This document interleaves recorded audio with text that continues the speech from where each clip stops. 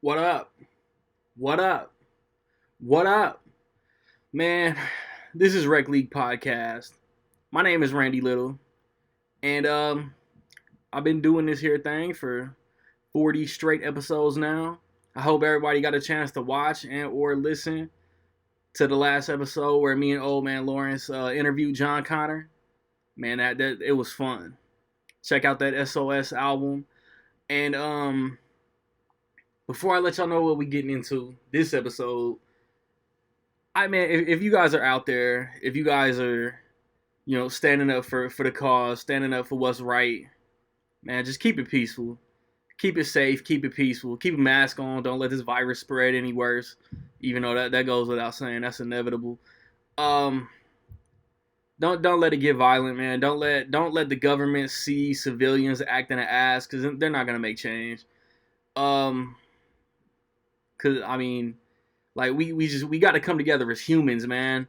Like white people, Asian people, Mexican people, Hispanic people, Indian people, man. We gotta come together and support, lift up, you know, the black community, man. Like if you see a black person about to get beat by a cop, like take that beating, take that kick, take that punch, take that ass baton, and man, we gotta have each other's back, man. We're all humans, man. We gotta come together and let the good outweigh the evil, man. That's all I'm saying. Um, because if the government, if all the government sees is property destruction, that's gonna outweigh. That's gonna take all the shine away from anything peaceful. And like the small percentage of jackass racist cops or they need to be punished, they need to be tried, they need to be arrested, they need to be sent to prison. And you know this hopefully what's going on in the world right now just might be a first step in getting that change. Like what happened in Minnesota was beyond fucked up. Everybody is hurting, and we all need to come together to try to make it right, to try to make sure future racist bigot ass cops don't try to inflict harm on an innocent black person. But movies, man, movies. Me and my guy Eric Sigmund, we we talk about actors and the collection of directors that they've worked with. It was fun. It was a fun conversation, and I had way too many actors, but I talked about my three. He talked about his, and it's interesting, man. It's just an interesting topic. My guy, O Pizzle, Orlando, he comes on, and we talk basketball. Like we talk about TheLastDance, Chicago Bulls, Jordan documentary, and we talk about the NBA coming back. I got bars. I always got bars, and it's yet to be seen, but my guy Legacy, he's gonna come on. Hopefully, one way or another, we're gonna talk about that KotaTheFriend Everything album. Um, Recently, like nothing. I don't think anything over the past 2 weeks has come out to stream. So over the next 2 weeks, we got we got King of Staten Island, a new Judd Apatow movie starring Pete Davidson, and then we got the Five Bloods coming out on Netflix, directed by Spike Lee. I'm gonna try to watch both of those, and I hope, man. I hope they're both good. Cause I'm not a Pete Davidson fan. I like Judd Apatow's movies, but I'm hoping for good things for both of them. Recently, over the last two episodes on Blu-ray and DVD, Onward came out, Justice League Dark Apocalypse War came out, Fear the Walking Dead season 5. This past Tuesday, The Invisible Man came out. This upcoming Tuesday, the Watchmen, the HBO series, I think is the only thing that really comes out. And then the following Tuesday, The Hunt comes out, and that'll probably be like the last of the theatrical releases to come out on DVD and Blu-ray. I think the last season of Power comes out on DVD, but not Blu-ray, which is trash. But yeah, man. Drop comments, hit us on the social media at Rec League Podcast, at Rec League Pod on Twitter. Let us know what you think of the show, man. Like, I'm interested to hear what y'all thinking about these episodes. And when I come back, man, my guy E-Sig is gonna be with me, and we gonna get it in, man. Rec League Podcast.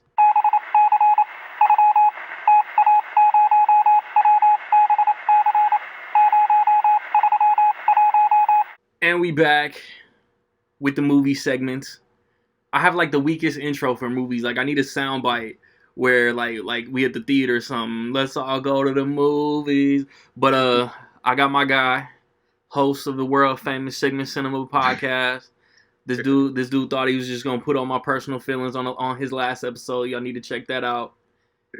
And we've been chopping it up for like a half hour off wax, talking about the world and the craziness. I wanted to hit on some like the least important shit in the world right now. A few movie headlines. I guess the first one is gonna be TV, but after the Crisis crossover, it might all be the same thing. But like a day or two after the last episode, Ruby Rose stepped down as Batwoman. Like, are you invested enough in the CW DC stuff to even care? Yeah, that's the funny thing. I've only certain shows I like The Flash and Black Lightning is okay, and Arrow when it was still around. Hey, over the past couple seasons, over the past couple years, should I say, Black Lightning has probably been the better of all their collection of TV. It seemed to have the best writers. So yeah, because Flash fell off. Arrow wrapped up, Flash fell off. Supergirl and Legends of Tomorrow always been at the bottom for me. Like, they're watchable. Yeah. And then I'm trying to get into Stargirl, which like its cast is definitely DC Universe, but its content is kind of CW. So I mean, it's fine so far. Yeah, but now it's I honestly haven't seen one episode of the Batgirl show. Again, like, it's fine. Like I was telling y'all in the group chat, like Ruby Rose isn't the strongest actress, and I don't like. She's always had this aura about her that just felt like I have to be rebellious for the sake of standing out. I have to do this so people notice me, and like she did something like so cool for a community and taking this role, and like Batman Bad Blood, like Batwoman stands out in that. Like, she's a dope character, and yeah, it's true. And like this season was fine. Like, I thought the chick playing the main villain was horrible, super over the top. But I mean, that's how the character's written, so it just might be me. And the villain for Mission Impossible 2 plays the dad. And it's Del Grey Scott. Yeah, is that him? Yeah, I've never liked him. Like, he's fine in Mission Impossible, but that was 20 years ago. Yeah. Thank God he wasn't Wolverine. Yeah. I mean, we never know what he would have done with the role. But we know what Hugh Jackman did. Yeah, that's true. It is what it is. Yeah. I mean, I don't know. He's bad. Like, you gotta watch a few episodes. Like, he's just not good in this part. But honestly, you mentioned you phrased it. Ruby Rose stepped away, and the more and more this past time passes, I think she was fired with the option that, hey, we're not gonna drag your name through the mud. I wouldn't doubt it. It's just how vague everything is, how vague the statements are. Yeah. Look at the WB statement. I think we mentioned this in the group. The WB, what is this, 1997? What's that? You said the WB. What is this, 1997? Right, the WB. The little frog homie about to come out with the top hat? No, well, Warner Brothers, what the hell do you call it, the corporation? This. I think Warner Media. Look at the statement, and it's like it's not, man, sorry to see you go. It's like, hey, she quit, but don't worry about that. We're still gonna move ahead. Yeah, we're still doing season 2, and then she waited like a week and a half, and then her Instagram post. Statement. Yeah, her Instagram post like gave no clarity. Yeah, That's the it's like real word. vague. It's like, and it's yeah, I definitely think she was fired, and they gave it. I was like, look here, we could drag your name through the mud, or we could just play ball and have it look all Yeah, nice and neat. it's like we don't want gay rights activists coming at us, so we're not gonna Yeah, bash you. exactly. That's We want to save face. And there's like this report out there that maybe she couldn't handle the shooting schedule. yeah, it's yeah, probably. I don't know if I want to believe that or not, but it could be true. But It could be. yeah, the thing is, yeah, they probably yeah, I'm sure there's something to come out. You know, stuff always gets leaked, but between between the virus and cast and crew not being able to film yet, and WBCW trying to target like a January return for all their big shows, I don't know how they're gonna recast anytime soon. yeah, that's a good question. Also, And then yeah, this I guess to like all fanboys, like we stand in the same ballpark. Like fanboys rejoicing a couple days after that. Um, I don't know who even initially reported, but like AT&T like flexed on Warner, and the Snyder Cut is coming to HBO Max next summer. mm-hmm. And I think it's dope. Like I think it's either gonna be like, hey, here it is. Like stop your Twitter hashtagging, watch it. Or it's gonna like remold the DCEU into like what Zack Snyder was initially sending it towards. So how do you feel about the Snyder Cut finally coming next year? I feel we could do a whole episode on all of this, Oh, we definitely but could. and no, the thing is, I honestly didn't think it was gonna happen anytime soon. I was giving it 10 years Yeah. because of the reason, but I was halfway right because of the reason that the regime that's in place at the DCEU people to release it is to say we effed up. Yep. But like you said, AT&T flexed on like y'all got to do it. Look, it's business, Yeah. and you get your ego out of the way, and that's a large part of what the whole mess is Like, this look, ego.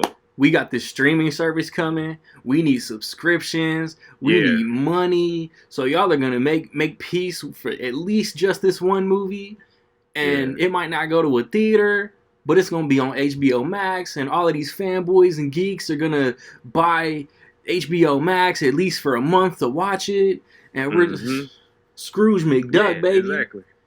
That famous it's that business. I don't know. I'm about to use a reference nobody probably won't get, but it's the the Montreal Screwjob reference. I get it.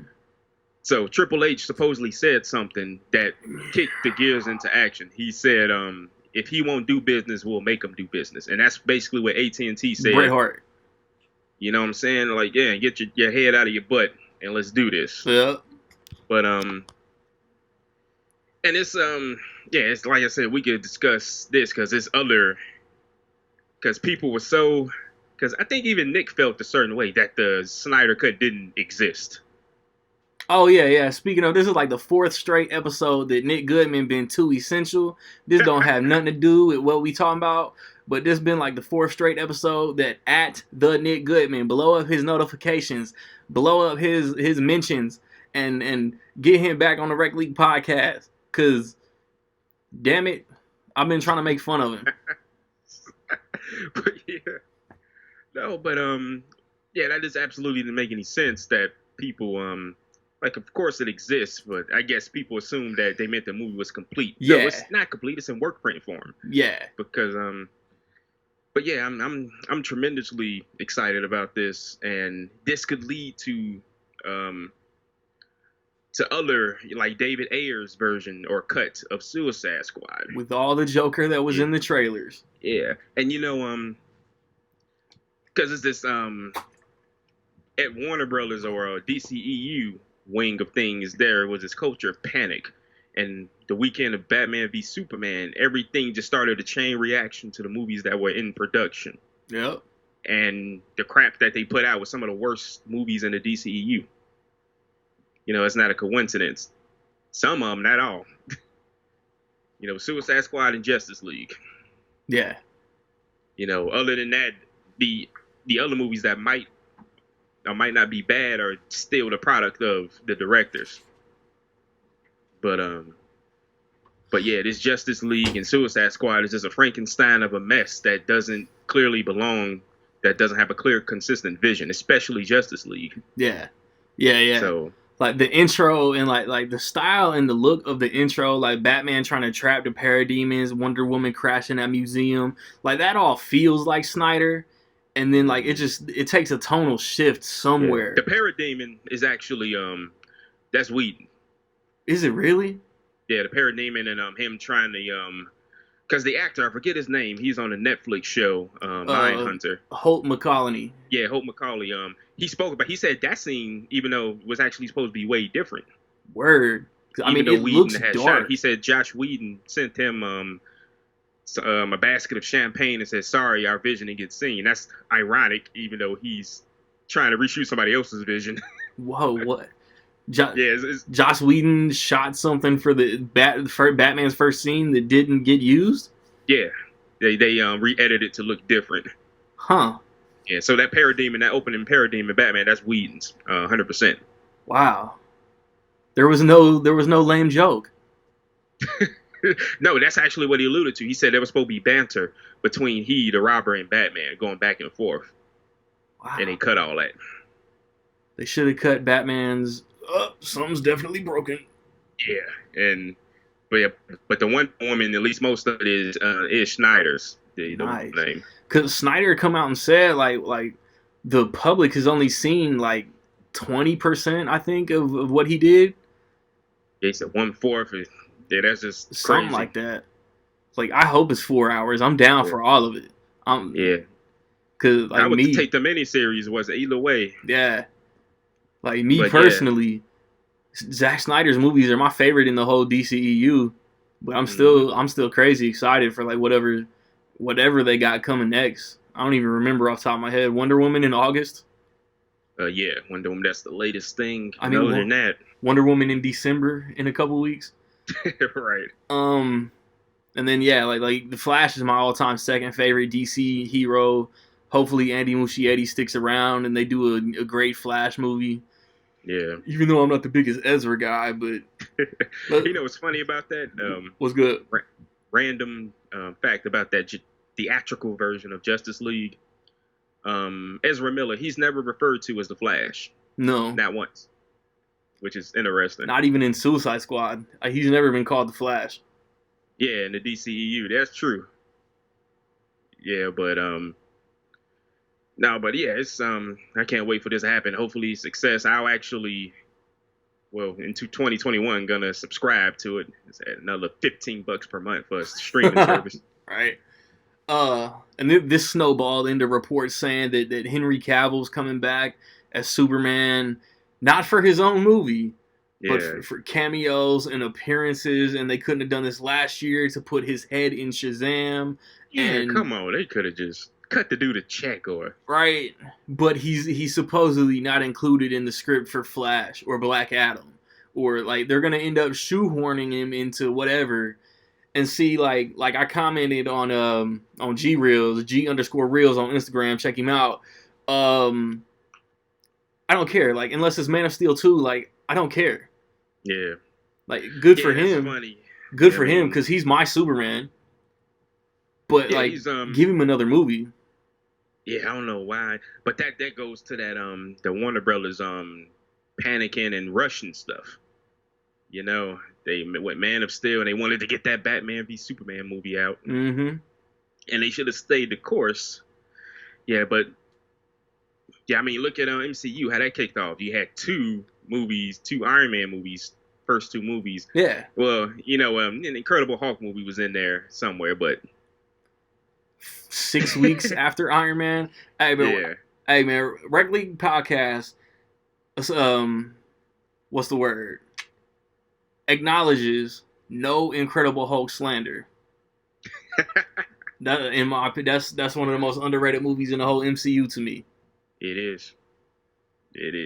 I honestly think that's the best look. The Incredible Hulk design look. Yeah. But yeah, that's But I will see. I mean, it's a lot going on. I like David Ayer. I like how he's interacts with everybody Oh, on bro, Twitter. he's soaking up. Like I wasn't even gonna bring up the air cut. He's Yeah, soaking up all of this though.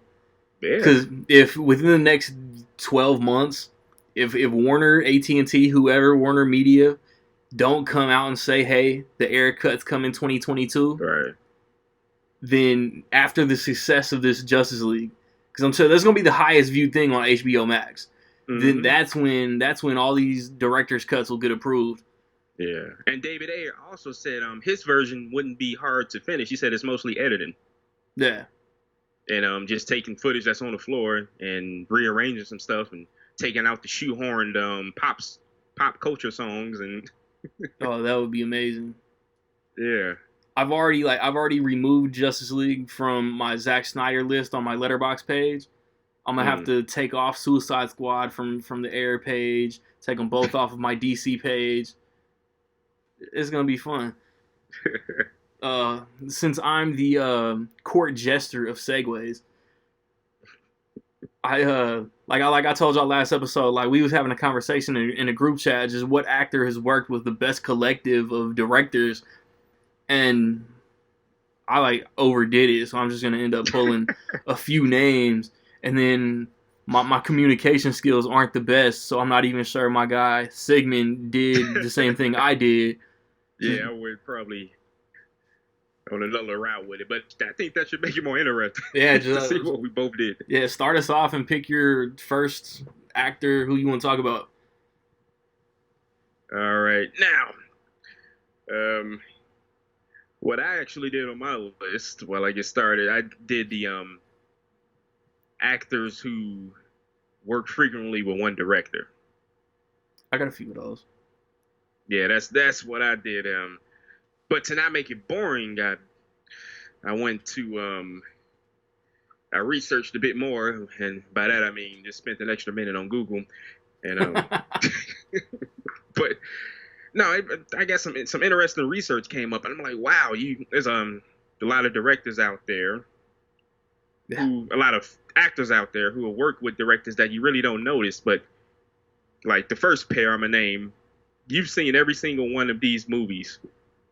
I don't ever get the trivia right. Oh yeah, I got it. So um, this first actor and director. So and there's a little technical asterisk by this because this director usually works as a pair with his brother and another person, but it's come out since that this particular guy I choose to put, he was the always has been the technical director of all of their projects, even when they got credited together. And What? yeah, it's kind of like the Coen brothers. That's Um, where my head rem- was. remember at first, Joel Coen only got credited for like the first, Up until like um, Fargo or Lebowski, right? yeah, and then they start giving them both a credit. I don't know if it was a DGA thing or whatever, but so anyway, I'm babbling. The first pair is actor Leslie Nielsen and director David Zucker, Okay. who have worked together with 6 movies. And I wanted to, can you name them all? Let me see. Airplane, Mm-hmm. Scary Movie 3 and 4. Mm-hmm. Well, the next 3 is just Did, extremely easy. Think about it. not all the Naked Guns. Yeah. All the Naked Guns. I thought Peter Segal Oh, directed except Naked Gun so 2. 3. Yeah, Peter Segal directed the third one. Okay. So that's 5. And Yeah, because they literally at the last minute, I was researching this, they stepped down and hired him. and then 'Cause, what? Like I don't know, wrongfully accused or Dracula Dead and Loving It or some shit. I don't know. That's what's his name? Yeah, Mel Brooks did Dracula Dead and Loving It, didn't Yeah, he? that makes sense. Yeah, so that's 5, not 6. Leslie Nielsen and David Zucker, but still, that's a hell of Yeah. a run.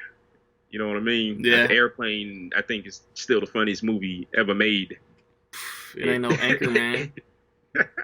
In any genre. But no, that's where I'm going with my list. That's the tone or whatever you want to call it, Okay. as far as so far. I kind of wanted to say Jamie Foxx. I got Jake Gyllenhaal. Like Daniel, I can ramble off Daniel Kaluuya because I said that shit in the group chat. Like he's worked with Denis Mm-hmm. Villeneuve, Jordan Peele, Ryan Coogler, and Steve McQueen. Like since he's like become like in the spotlight, like that's impressive. Yeah. And Yeah. then I don't know. I could talk about Christian Bale, DiCaprio. I don't know. Like I'll do Jamie Foxx because I feel like that's somebody that wasn't gonna come up. He worked with Barry Levinson on Toys, right? Reginald Yeah, Hudlin that's true. was Yeah. was He was in toys. yeah. I think Reggie Hudlin was I want to say The Great White Hype. Ice Cube directed The Players Club, and see like this is me. Like y'all know Reg League. I play fast and loose with the term quality directors. So y'all about to be like this dude is a bum, but he got Wow. respectable movies. Oliver Stone, Any Given Sunday, Antoine Fuqua, Bait. He's worked with Michael Mann 3 times. Yeah. Wow. Ali, Miami Vice, Collateral. Collateral. Taylor Hackford directed Ray. Like I think I put Rob Cohen. Like this is the bum that y'all might be. Ugh. But like Dragon, the first Fast and Furious. Like he's made good movies, just not lately. And I've never seen Stealth. Sam Mendes was Yeah, it's bad. Jarhead. What's up? That's like, yeah, it's bad. Stealth. He dodged the bullet. But I'm sorry. Go ahead. Bill Condon was Dreamgirls. F. Gary Gray, Law Abiding Citizen. Peter Berg, The Kingdom. He worked with Gary Marshall. Even though, so I'm not talking about he's been in good movies with these directors. He's just worked with these directors. Gary Marshall was Valentine's Day. Todd Phillips was Due Date. Django Unchained, Quentin Tarantino. White House Down, Roland Emmerich. Again, maybe not the best director. Then he was in Amazing Spider-Man 2, directed by Mark Webb, Baby Driver, and then Just Mercy, Edgar Wright, and Destin Daniel Cretton. Jamie Foxx got an impressive collection. Yeah, he does. That he does. All right, so that's it for Jamie. Man, Jamie, that's Right? a hell of a. And did you say I forget his name, the director. He's kind of a very underrated filmmaker. I don't think you said his name, and I forget his name. Taylor Hackford. I did. Yeah, you said Taylor Hackford. Listen to me, bro. Yeah, but still, even with that, probably the average person could tell 2 movies he did. Right? You know, I mean, I think what's his name is an underrated classic, Blood In, Blood Out. Yeah. I've seen it once, maybe twice. It's definitely worth a revisit. Who you got next? What's that? Who you got next? All right, so going along the format you are, I had one which is interesting, and I'm looking and this is funny because she worked with most of these filmmakers when she was like under the age of 13, and she's worked with and even it's probably more so actors, but So you definitely ain't about to steal my next pick. and so so Steven Spielberg, Quentin Tarantino. Okay. Oh, what? I have no idea where you're going. I was trying. And there's a couple other directors. I'm trying to find them. Who's my boy? Steven Spielberg, Quentin Tarantino, the late great Tony Scott, and that's just 3 of the major ones. I said Spielberg, right? Yeah. But anyway, the actress is Dakota Fanning. Okay. To give at her young age, I don't think she just recently became an adult. That's you know crazy. what I mean? And she's probably got like almost 20-year career. Yeah, that's bananas. Yeah, but no, it's so many. Even hell, just rolling with those 3: Spielberg, Tony Scott, and but yeah, Dakota Fanning and Tarantino. I forget him. But yeah, I think that was one of her first adult roles. I mean, her major adult roles. You straight about to ignore Twilight.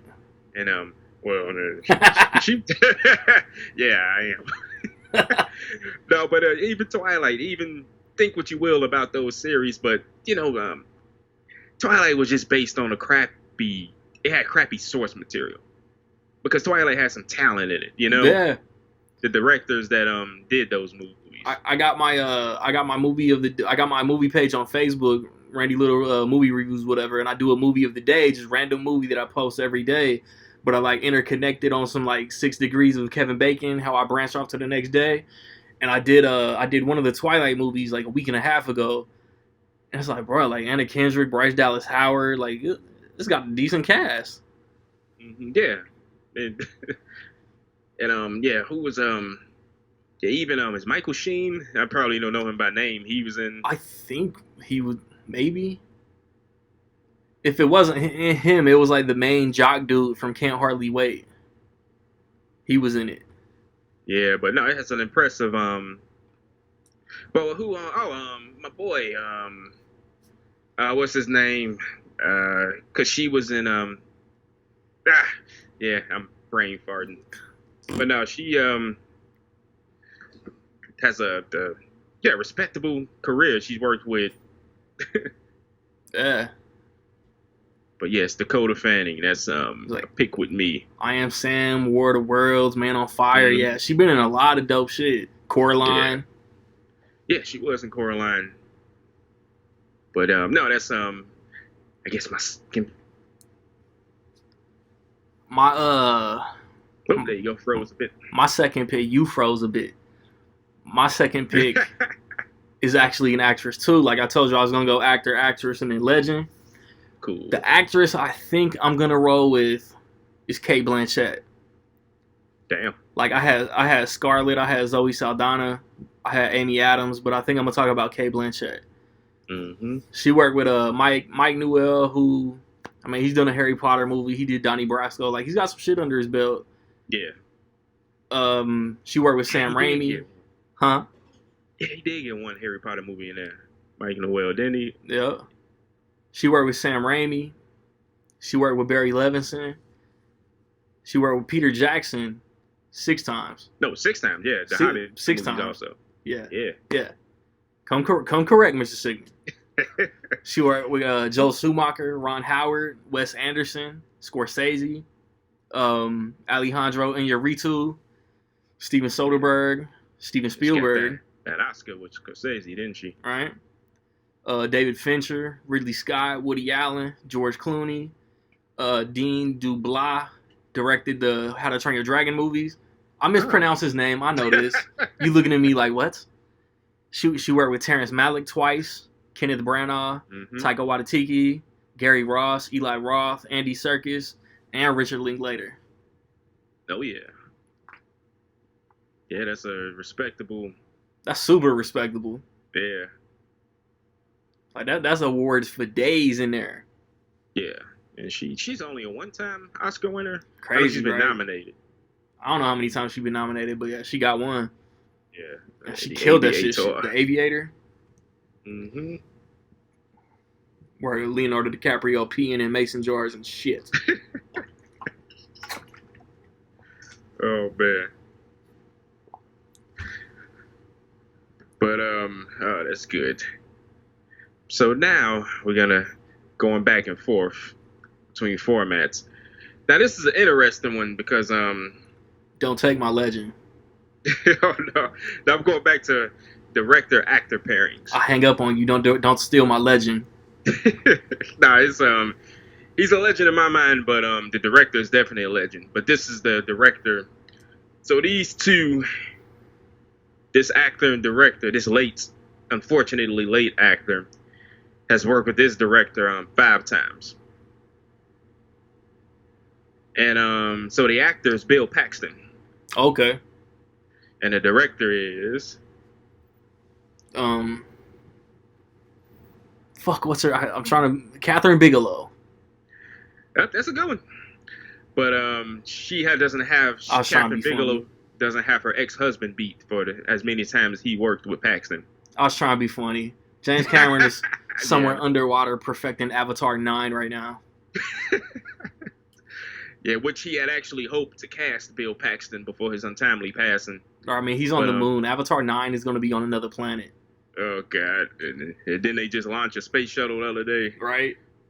But Bill Paxton and James Cameron have worked together 5 times. Let me see. Aliens. Mm-hmm. Terminator. Mm-hmm. True Lies. Mm-hmm.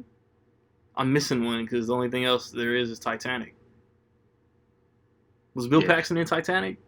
Yeah, he was. Okay, so I got 4. It's the researcher, and the last one is The Abyss. It's a hard one, but Piranha what's that? 3 or whatever. You were halfway there with the title one of those movies. The Abyss. Halfway there. So notice I say worked together 5 times. Bill Paxton narrated. He was narrator, and he appeared in he went on some of the he was in Dark Angel, wasn't he?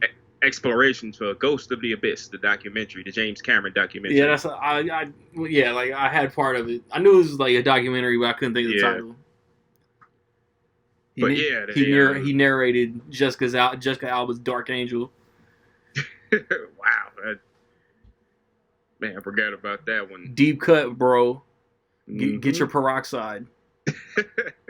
But no, yeah, that's and even before then, working together as actor and director, Bill Paxton used to build sets and whoa, build sets. Hey, maybe they did. Hey, I'm very aroused. But he used to be a set decorator and set builder and a scout locator for James Cameron. But yeah, that's that. That one. He pulled the knife on the T-800. Switchblade. All right, my legend.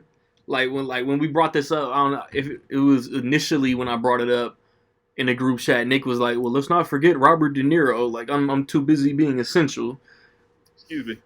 But I was like, "Fuck it." Like he said, De Niro. I'm about to look up Al Pacino. He worked with Coppola 3 times. He worked with Sidney Lumet twice.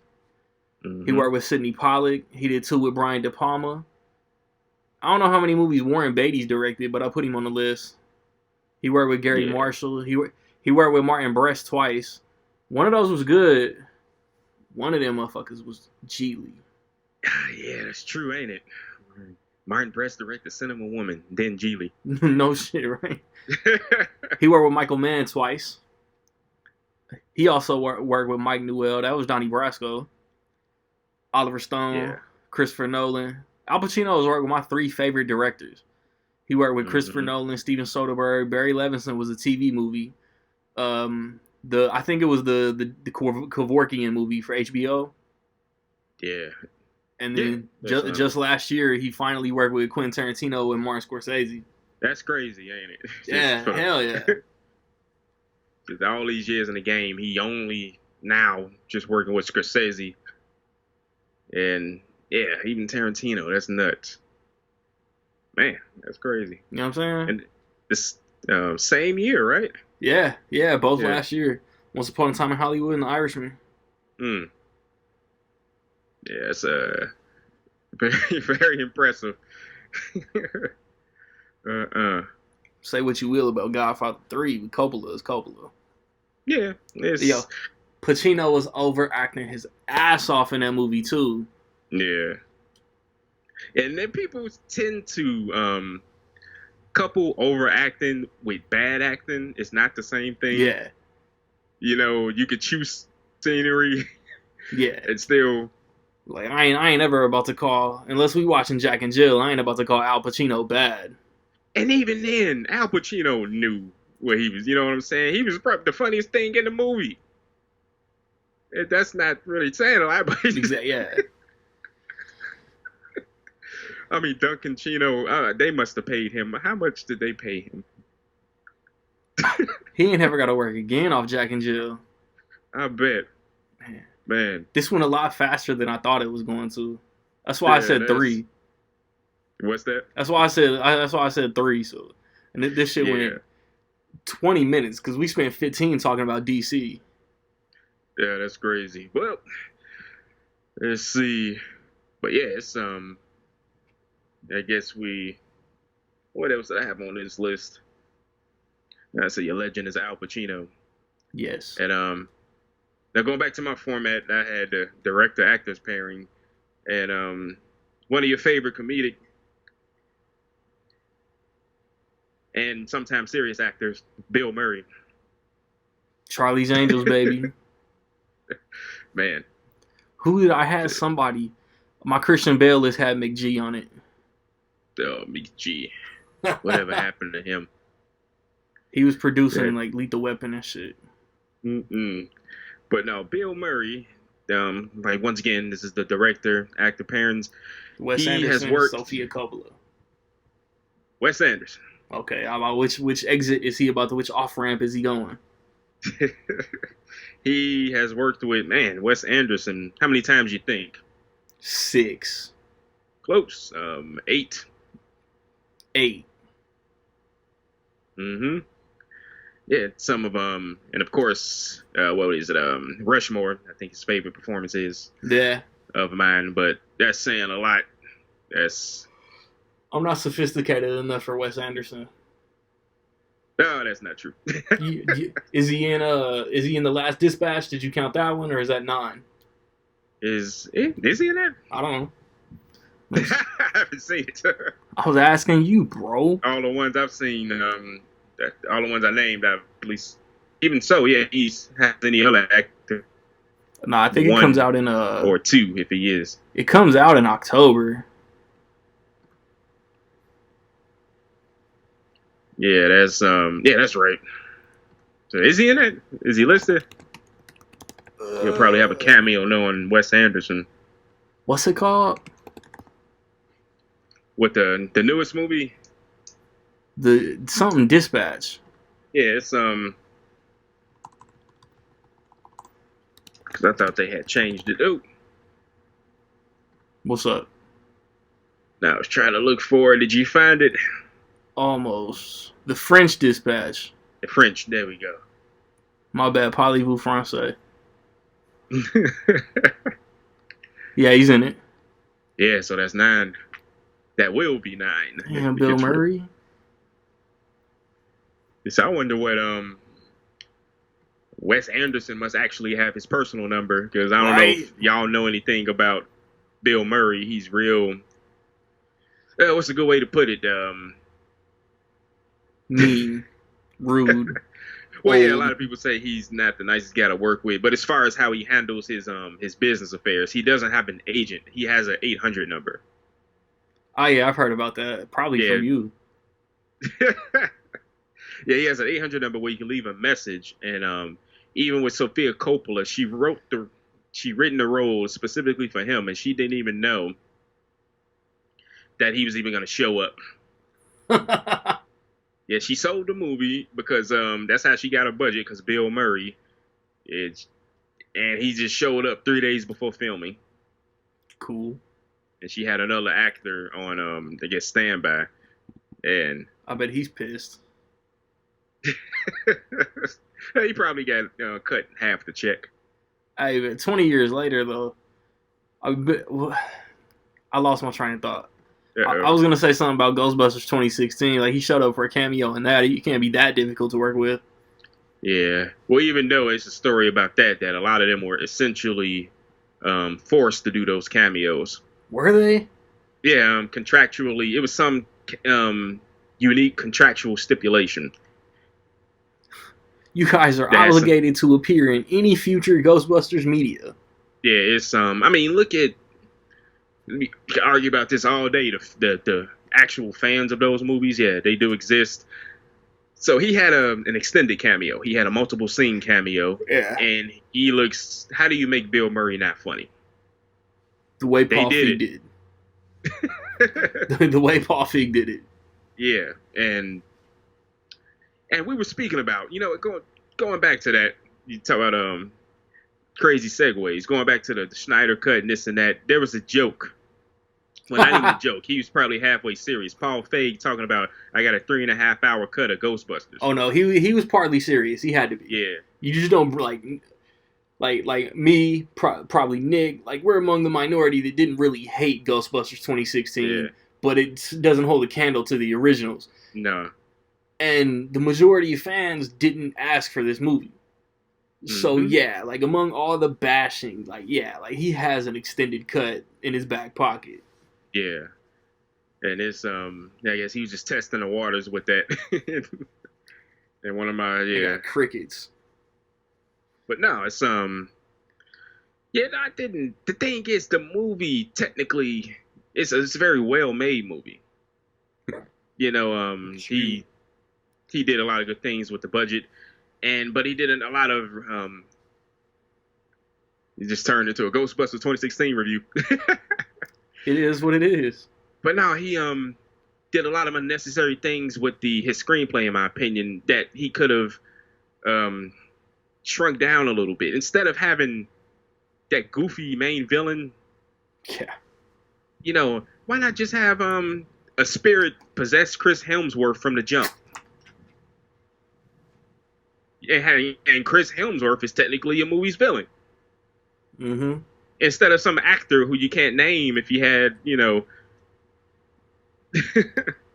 I'd have come out. I'd have made fun of everybody. Pardon the stutter. I'd have come out and I'd have been like, I'm Lady Zool. Yeah. We got female Ghostbusters. We got female Zool. Rick Yeah, Moranis' daughter. I'd have went all the way for it. Yeah, and it's like I didn't hate it. It's it's not the worst movie I saw that year, if I'm not mistaken. The Independence Day sequel came out the same year. Oh yeah. So in a year where Independence Day Resurgence comes out, that's not the worst movie I've seen that year. Ghostbusters. Yeah, that's super facts. Mm-hmm. But yeah, that's that to speak on that since we talking about that knucklehead. You got me looking for my 2016 list. Well, no, your letterboxed. Yeah, because I might even have something lower than Independence Day. Yeah, 20. Yeah. What could that be? Because that was just.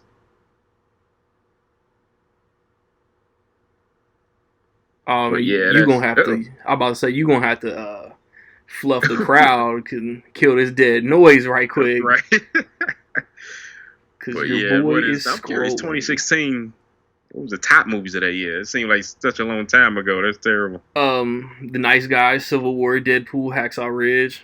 Oh yeah, there we go. 10 Cloverfield Lane. Come on with the list.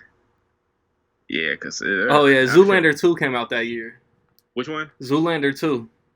Ah man, yeah. Zoolander 2 was ass cheeks. That's terrible. Zoolander 2 gives terrible a good name.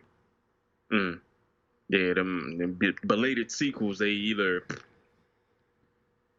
no gray area with belated sequels. They either work or they don't. Hey, like of all these actors I got on here, I don't know if I got any of them like worked with Ben Stiller. Yeah, Ben Stiller's a respectable director, and because I was almost gonna put Downey, and then I just didn't. Because like he's worked with Attenborough, Jon Favreau, Ben Stiller. Like he's worked with some solid directors. What's Buddy's name that did Kiss Kiss Bang Bang? Oh, it's Shane Black. Shane Black. Yeah, Frank Oz. Yep. Yeah, he's done John Hughes. Yeah. Yep. Them 80s joints. Yeah. That's crazy. Yeah, he was in a few, if I'm not mistaken.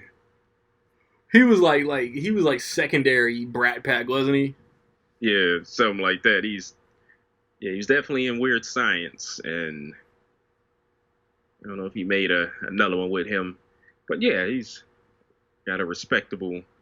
He did one with Molly Ringwald.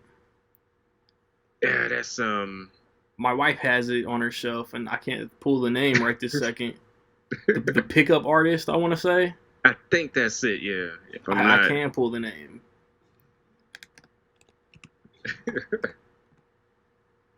Oh man. Yep. Yeah, but that's it. Yep.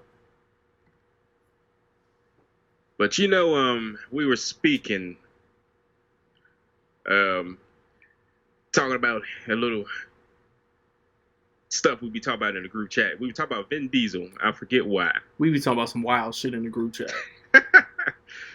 And yeah, we were talking about him and these easy voice gigs he always have. Did I bring up Vin Diesel? I think I picked because I was talking about The Incredibles. Yeah. And that call sign, and you sent the GIF. IG-99. Yeah, you sent the GIF, and I brought up Vin Diesel.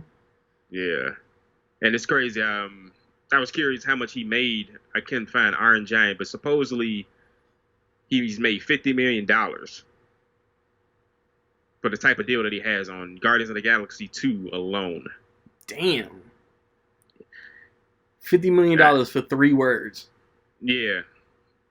So That's I don't know what kind of deal he has. I know he gets bank on the Fast and the Furious movies because he's producer. Yeah. Also. Yeah. Man, I'm about to hunt down his agent. Right. We are in the wrong business. Exactly. Yeah, but like a lot of those actors don't have to work again, those MCU actors, because those upfront checks and those back point percentages. But Downey decided to make Doolittle. I don't know. Yeah, we're going to have to... I think we're going to have to do a worst of list this year. It's going to be an interesting year. The year's over. The year's already over until they come. But we'll do it next episode. And then the day after, theaters open back up. July 22nd. Sorry, Tenant. Uh-oh. Yeah, that's... What is Tenet is still holding for July? It's still holding for July. Mm. The Purge that was supposed to open the week before it unveiled. I'm sure we're days from SpongeBob and Mulan moving again. Mm. Yeah, when did Mulan have moved from March to July? Like that last weekend, the same weekend Jungle Cruise was supposed to come out. Right. Yeah, that's... I don't know. That's yeah, I would like to see that movie in theaters. But yeah, these it should be interesting when they open back up. I know they have to limit it to a certain capacity, I guess. Yeah. And every other. When they do that, like if they pull seats out or if they do whatever they got to do to make sure like enough people aren't like too close to each other. Yeah. Our studios, they would have just only sell certain seats, so there'll be gaps in between people. Yeah, but our studios even gonna think it's worth it. Like we can't get a full theater. Yeah, so, they won't get that money. Yeah, we're losing money already. So why even release the movie? Yeah, it's a lot of shit to think about. Oh. Man, yeah, because yeah, I don't know if anybody's been checking on Box Office Mojo. We the highest, the number one movie is a movie that paid is 90,000 or something like that because it's been released at the drive-in, which is not bad given that the screen average. I think off 8 screens it made $90,000. Don't forget it's some obscure horror movie. But yeah, that's Do y'all have were you at drive-in? Nothing? No. Because we got one in Waxahachie. It's a drive-in about 40 minutes away. See, this is where I would insert the Christian Bale. Oh, good for you! If I could project it properly. I'm not driving out there. They probably got a double bill, man. But yeah, drive-ins. I'm sure they're making decent business. They got to. Yeah. You stay in your own car, sneak your own snacks in. Mm-hmm. Well, it's not even sneaking. I mean, you don't have to buy anything. Yeah, that's true. Yeah, but no, it's interesting. Like you were saying, drive-ins are dope. What's that? So drive-ins are dope. Yeah, I mean, yeah, man, I haven't been one in years. Neither have I. But now going back to that theater thing you mentioned, because you were going to the movie theaters right up to the last minute where you couldn't. Yeah. And you said, like we usually go to Cinemark, and Cinemark had to and I want to know about this thing, my damn money. The 2020 buckets and the drink thing, the refill buckets. I got them. And I remember you said you brought your bucket up there. This is when it was first starting, this Yeah, pandemic, and you said they didn't even want to touch it and take it. yeah. They would. I would bring my cup and my bucket up. They would take my cup and they would put. Yeah, Yeah, they would put soda in my cup, but they would charge me for the bucket and give me their own large right. bucket, and it made no sense. Yeah. But yeah, it's gonna be interesting. All of that and Yeah, and like say, like all these companies, like from what I understand, coronavirus, COVID-19 might not ever go away. It might turn into the common cold, and it'll be the new common cold on steroids, killing everybody. yeah. And you get this shit once a year, whatever. Are the concessionists never gonna take my bucket and put popcorn in my bucket? Yeah, I mean the stuff was so new back then. I'm sure nobody really knew what the hell, how to handle it, what to do. I'm sure they didn't have any instructions from the management because they were probably just as clueless. Yeah. So yeah. So how? I mean, the movie theaters closed when and Like mid-March, like the week before A Quiet Place 2 was supposed to come out. yeah, that's So yeah, the 2020 bucket we only got to use it 3 months. I got a bucket and 2 cups. I paid like $45. I want a Yeah. refund. Yeah, I wonder what they are, if anything, because it's gonna be. And that was a hell of a deal. As much as we go to the movies, that for itself, Bro, like it's so weird. Like even up to that point. I don't miss going to the movies as much as I expected to. Mm, Like there's a hole. I have more money in my bank account. I'm not doing as yeah, many reviews and shit. But like yeah, you save. I'm I don't know, like I'm not missing it as much. I thought like damn near 3 months later, what, April, May, June, that I'd be like desperate to go back. And like as soon Mm-hmm. as like say like I've heard a couple theaters, I've heard the NBA, I've heard maybe even hockey. Like everybody's trying to like target like a July, August to try to get back to normal. Yeah, And if they come out like July 4th, like, hey, this is the plan to get the ball rolling again, so y'all can give us your money. yeah, I'm there July 17th watching Tenet. I'll go in the ET mop suit if I have to. yeah. Yeah, and that's another thing you bring up. I'm not sure your sports segment. Did you do that yet? No, I'm gonna do it here in like an hour or so. And an interesting question on that is they're talking about doing sports events, NBA, NFL, a limited capacity. But how do they choose who you let in and who you don't? Exactly. You know what I mean? What if can you not show up to the stadium and buy tickets, even though that's not usually common? But See, yeah, like that's where I was gonna go. I would either online tickets or in person tickets and just have a first come first serve. This is the yeah, number. but even then, like you said, with the movie theaters, will it even be worth opening up, money wise? Exactly. How you got to operate everything, and you got to have a certain amount of concessions. I mean, they gotta have the marketing. They gotta be planning a marketing strategy in some sort before they even announce a return date. Yeah, but now with the movie theater thing, I um definitely miss it. But like you said, not as much as I you thought I would. thought you would have. Yeah. But I don't know if you're a big, I don't know, you call it AV aficionado, home theater guy. I have a Um, TV. He's have a TV. But Christopher Nolan, he shoots his movies a certain way, and when you pay that coin to see him, you get every penny you paid is worth it. Like, did you? I hope did you? If you got to see Dunkirk in IMAX, Nah, I saw it here. and any of the Batman, the Dark Knight trilogy in IMAX is something amazing. I saw the second two. And the thing is, Christopher Nolan shoots all of his movies on film, and not just on film. on film with IMAX cameras. Yeah. And a lot of people assume because movies are shot digitally that it's better quality. That's technically not true. It's just more convenient to shoot that way. Yeah. So film inherently has more quality because it can hold more information. Therefore, it's and these movies look great, like Inception and I can't wait for Tenet, man. Yeah, I can't wait for Tenet. It's like I wish I hadn't watched that second trailer. Who was it? Somebody like there's posts and gifs and memes and shit going around. This movie was about this. This movie was about this. This movie was about this. Christopher Nolan out here getting his own Infinity Stones. Right.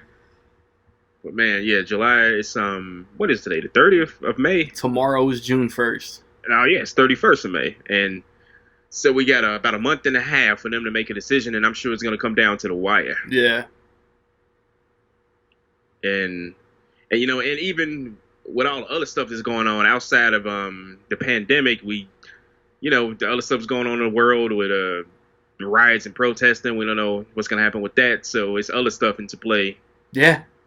So yeah, it's gonna be an interesting, to say the least, just interesting. Yeah, but I don't know. Like I said, the meat in this movie segment, hamburger, was smaller than I thought it was gonna be. Chopped it up, dope conversation. 2 weeks from now, I'll have another idea. One of us will come up with something interesting to talk about. Or I might just call it a movie segment, and it might just be Nick Goodman talking about his experience being essential. But yeah, it made you. Yeah, that's. When I spin it back around, there's gonna be something sports. I think me and my guy Orlando gonna talk about the Last Dance documentary that was on ESPN, and then that KotaTheFriend album will get discussed at the end of the show, man. So.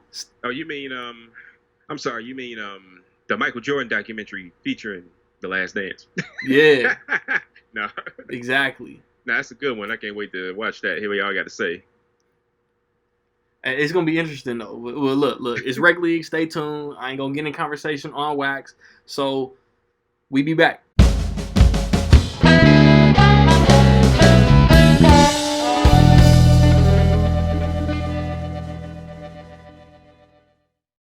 All right, man. We about to knock out the sports right quick.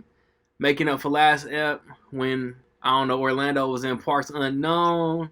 The motherfucking internet just wasn't copacetic. My guy back in San Antonio, International was good. Like you were saying, like 15, 20 seconds ago before I hit record, NBA might have a target return date. They gonna vote on that shit, man. You hype? You think they're just gonna jump into the playoffs?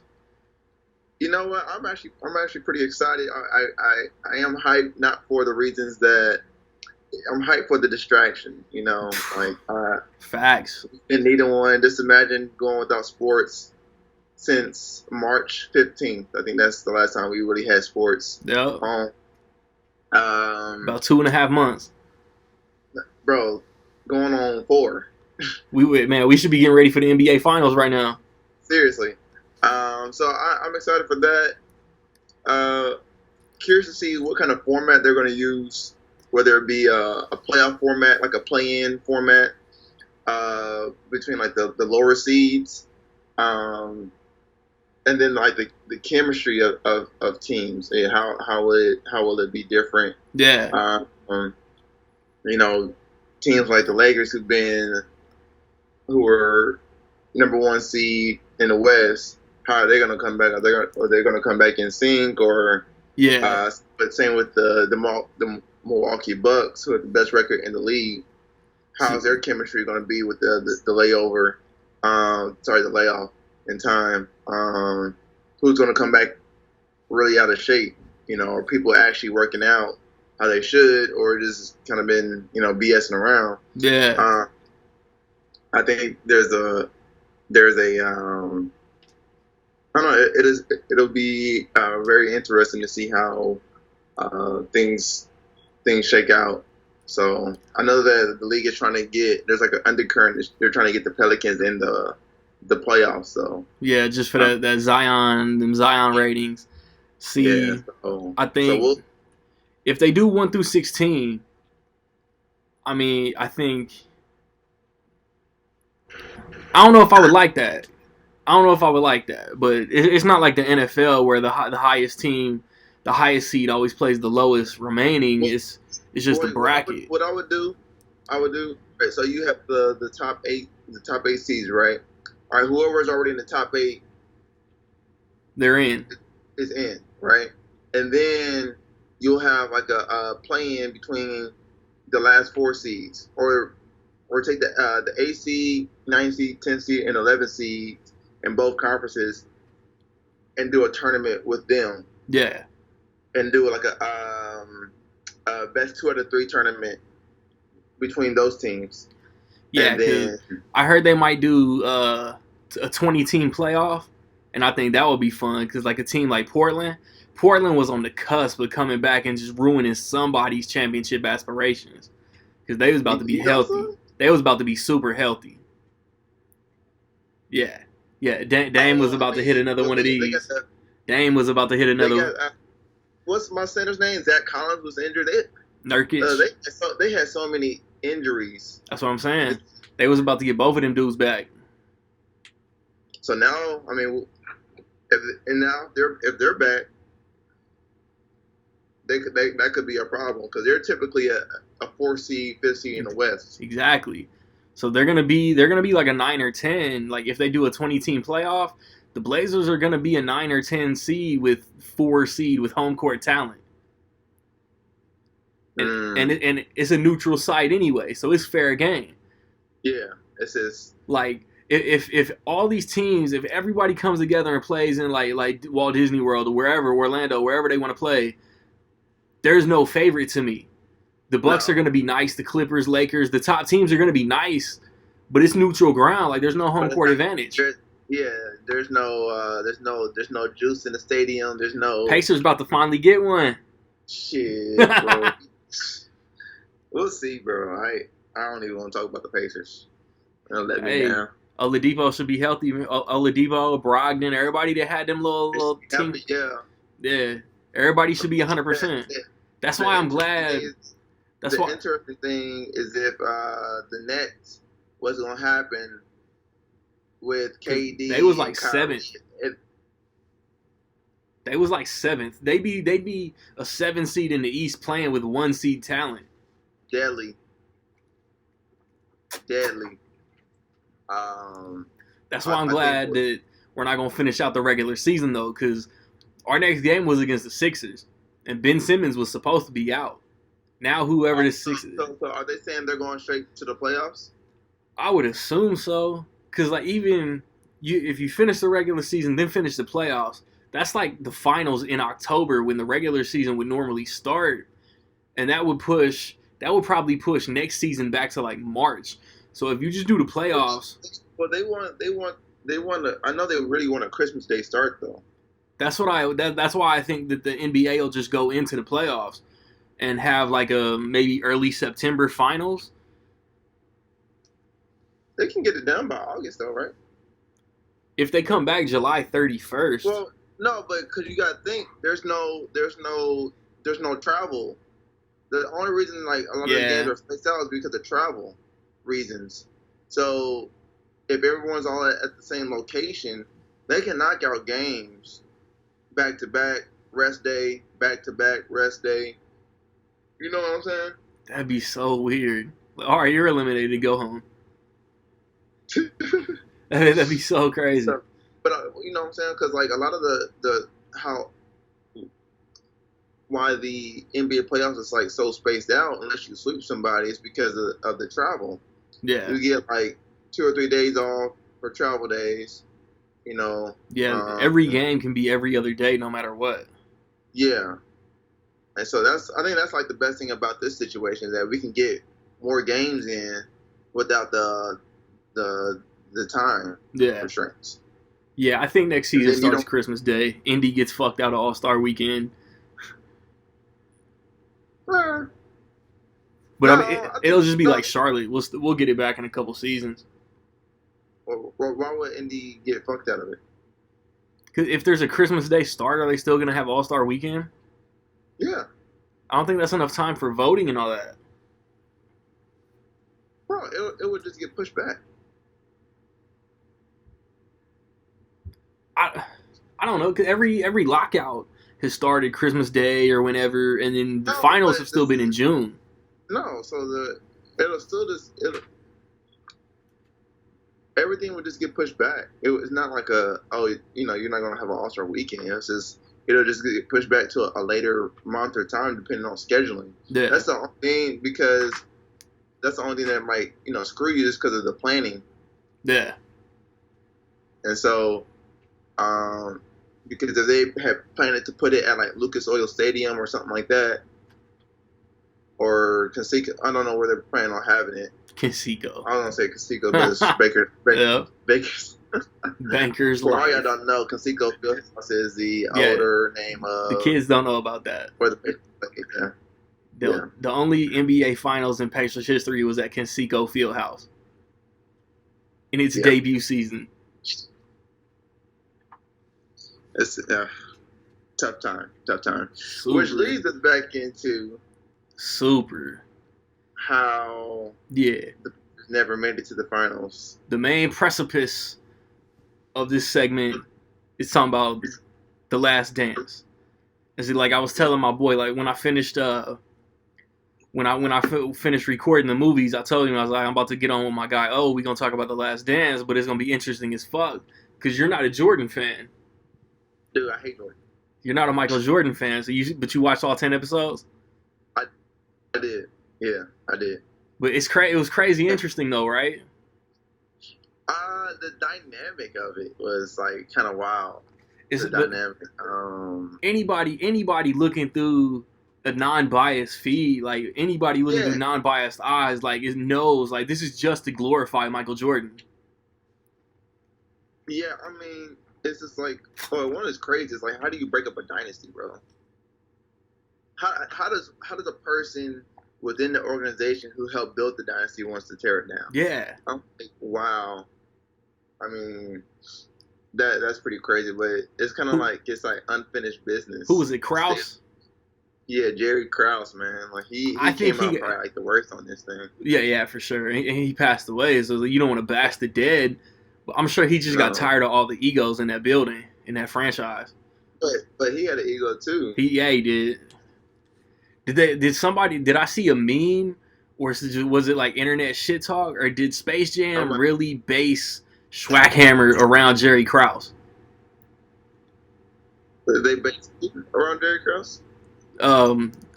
Schwackhammer, like the dude who created the Monstars. I haven't seen that. That's fucked up. No, but yeah, man. Like it's been I think my favorite episode was like the Dennis Rodman episode. Yeah. And to see how wild he was in those times. Just imagine not having social media and being able to do all of this, and it's kind of like word of mouth. Like a lot of this stuff is like word of mouth of what Dennis was doing. To me, like what's dope about the Rodman episode to me was like everybody knew Rodman was wild. Everybody knew you couldn't contain Rodman, but MJ chased his ass down in Vegas because he knew how important he was. Yeah, that's pretty crazy. And just think of like the people who Rodman has gotten with, like he's gotten with Madonna, Carmen Electra, just like his catalog. His catalog is like of the ilk of maybe Alex Rodriguez. The Last Dance like made it look like while Rodman was with the Spurs that Madonna was the one that got like the colored hair and all the tattoos and that lifestyle like rolling, right? I think so. It's like just be you, like be free, whatever. They what else? What other episode did I really? That was another part. Another part that stuck out like involved Rodman, but it was Rodman with the Pistons. It was like Rodman hit Scotty with like the cheapest of cheap shots. Yeah. And Scotty didn't react. And that's when like the pendulum swung and the tide turned and like the Bulls was on. When Scotty didn't react to Rodman's cheap shot, like the Bulls was ready to beat the Pistons. Mm-hmm. They and what was interesting about Scotty, was it the '96 year?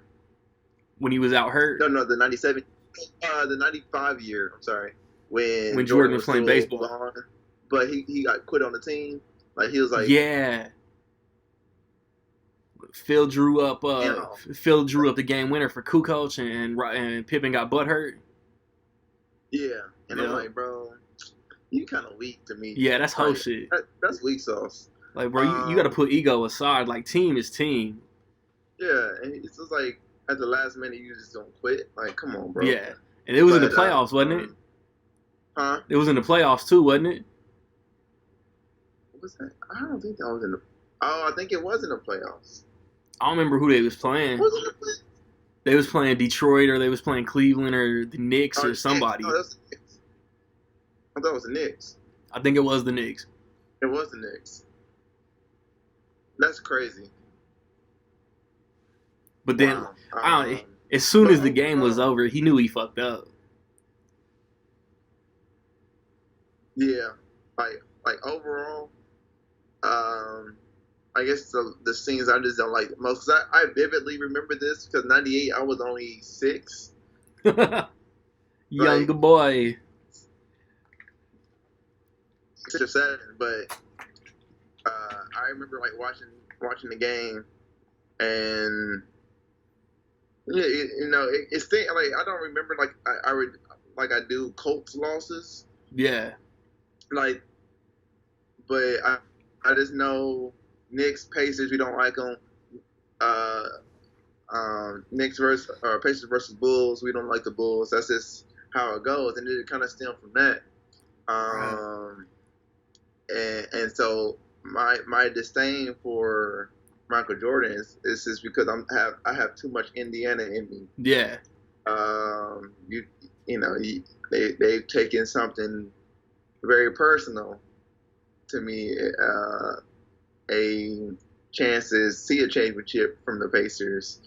And see, like, I think out of any rival, I guess, that the Bulls went up against from the time Jordan got drafted to the time that they won the 6th championship, the Pacers probably got the most respect shown out of any other team in that whole documentary. Oh, for sure. Because we got a squad. It's the Davis brothers, Mark Jackson, Jalen Rose, Reggie, Rick Smith. They're just this is the teams that the Pacers had, and then like the next year we get Larry Johnson. Bro, yeah, like right after that episode, right after the Pacers episode, Pardon Interruption was on talking about like we couldn't muster up against the AFC Knicks team. I'm sitting on there like Mike Wilbon. Do not ignore the fact that the Knicks got gifted a series win off of a bogus 4-point play. Like the Pacers was ready to take that shit back to Indy. It was, yeah. So yeah, man, it's just Pacers cannot get over the hump, whether it's back in the '90s or now. Yeah. Like, there's always someone in our way. So I don't know. I just kind of just like let it roll, let it ride off.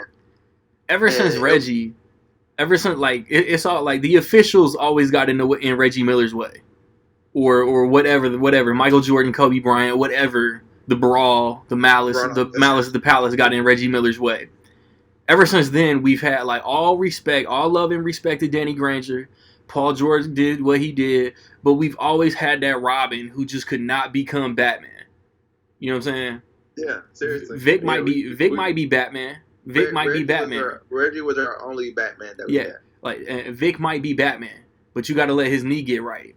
Like we don't know how he gonna bounce back from this injury. One, we gotta get that out of the. Vic is not Batman. Vic cannot even be Robin. Vic is the sidekick. He's the assistant to the assistant manager. Yeah, man. Before he got hurt, though. Yeah, before he got hurt. And now his contract's up. He's not about to get re-signed for max money. That would be idiotic of the Pacers to do so. Yeah. I hope somewhere like somebody's in Vic's ear, like, man, just play ball.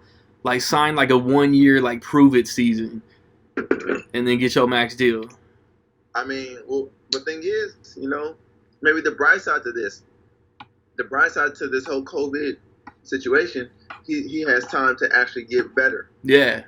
Like if they all and if he comes in and produces through this makeshift playoffs. Yeah, if they all regroup in Orlando and Vic can carry us to like a conference finals of some sort, that would be great. Then he'll get paid. Yeah, and then I think, is Jeremy Lamb available to come back or no? I don't think so. I don't think he's gonna be back until like early next year. He had like a ACL injury. Yeah. Okay, so he's done. But yeah, so Vic, he'd be our only missing piece. If Vic can come back healthy, truly healthy, not just random like, hey, I'm gonna come back and just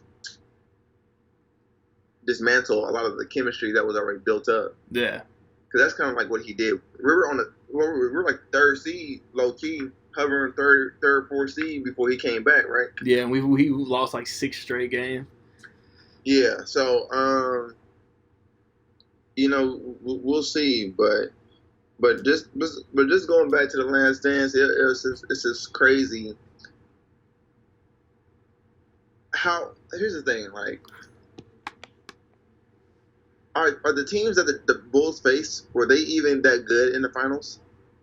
Like, how good, besides the Seattle Supersonics and maybe like the '97 Utah Jazz, how good were the teams? I mean, they faced in the finals. We talking the end of Magic's Lakers run. Yeah, we talking. That was the summer before he got the HIV thing. And then I don't know how old that Portland team was. I think Barkley won MVP the season that the Suns made it. Oh, okay, so the Suns are nice, right? And then what? They beat the Lakers in 5. I think they beat Portland in 5 or 6. They beat the Suns in 6. He plays baseball. They beat the Sonics in 6 because like the Bulls was up 3. And it looked like they was about to sweep. Like, that's what the documentary said, that the Bulls were overly favored. And then the Jazz, like, I think the Jazz, like, were too, they weren't ready for the moment the first time. And then Malone won MVP the second time they played the Jazz. Oh, okay. So, I personally didn't think the teams that they faced were, like, if you're going to, like, crown a champion. And I think, you know what I'm saying? Yeah. Because of the best teams, I think, in that era were actually in the East. I know that's crazy to think, right? Yeah, because you just don't think of any besides maybe the Rockets, but we couldn't. The Bulls never played them. 94, 95. Who was it? Either Wilbon or somebody. Some reporter said that the Rockets usually got the better of the Bulls in the regular season. Like, everybody knew Olajuwon was a problem. The Jazz had the best record in the league during their second matchup, so they had home court. Okay. I'm trying to think who the Sonics won like 69 and something. They won like 60 plus games. Did they have home court too? I think the Bulls. That was the year the Bulls went 72-10. Oh shit! But the Rockets the Sonics had won 60 plus games that year too. Okay. Yeah. So out of the 6 times they went to the finals, I'm sure they had home court like 4 of them, and still won every series.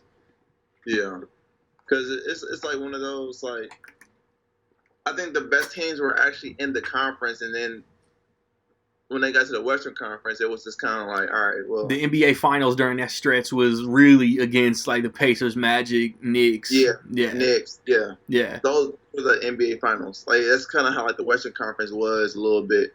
That's kind of like how the Western Conference was like in like the early 2000s when they had the Lakers and Spurs on their run. Yeah, because those Nets teams were weak. Yeah, the Nets and Sixers. You got the Pacers in there. all right, the Anchor app like randomly cut off, so we gonna have like a jumbled, chopped up conversation for a little bit. But fuck it, it is what it is, man. Like we know the Bulls was nice, and we know that the East was more dominant in that era. Yeah, for sure.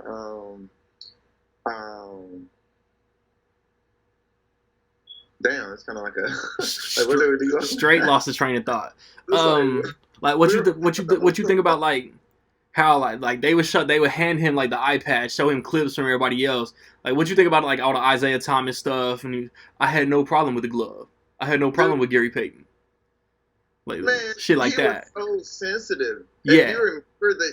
Oh my gosh, the games like that I remember, he would get the most ticky tack calls of all time. Like yeah, the game was catered towards him. Like the face of the league, man. Like LeBron gets that treatment now.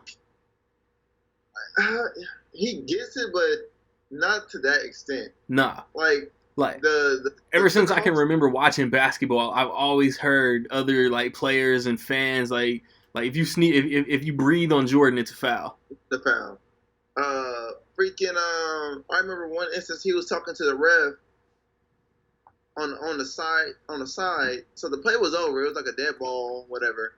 And then the ref was talking to Jordan, and then I think it was Joe Crawford. Yeah. And then he was talking to Mike, and he was like, Mike was telling him or complaining, and Crawford teed up the other guy. Teed up the other player. I'm like, God. Not even doing a play, just in conversation. Yeah. And I'm like, bro, what? Yeah. And then people like to make this conversation like how good Jordan was. I'm like, but you gotta look at not to discredit the athletes of the 80s and 90s, but a lot of them couldn't hold a jock strap to the athleticism that players have now and the strength players have now. It's a different athlete in today's game.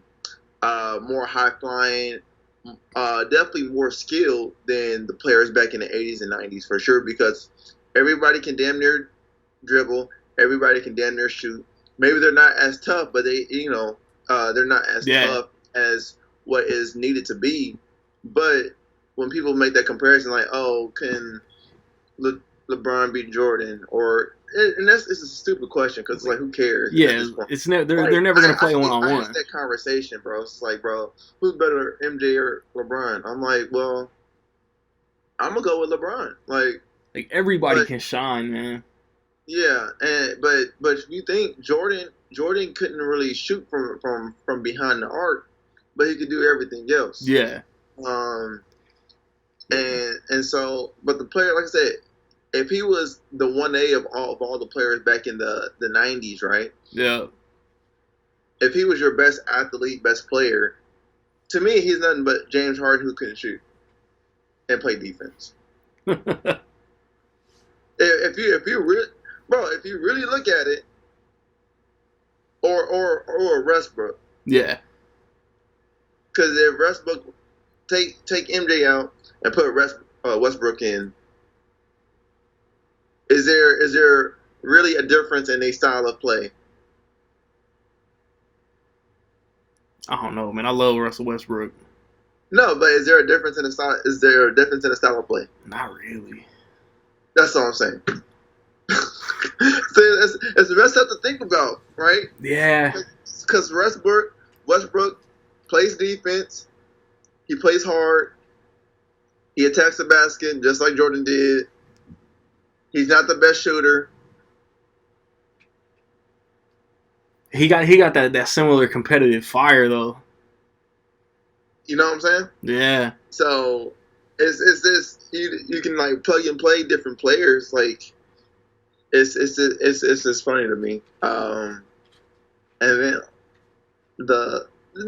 you had people like Roger Mason from the Knicks, who was kind of like unskilled. He was just a guy in the post. Like they had Anthony Mason.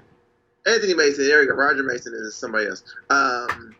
Anthony Mason. Like, what was his position? He was just a guy in the middle. Yeah, he was, I don't know, power forward, center. I don't remember. That's what I'm saying. He was just, a useless player, but he just provided strength and toughness.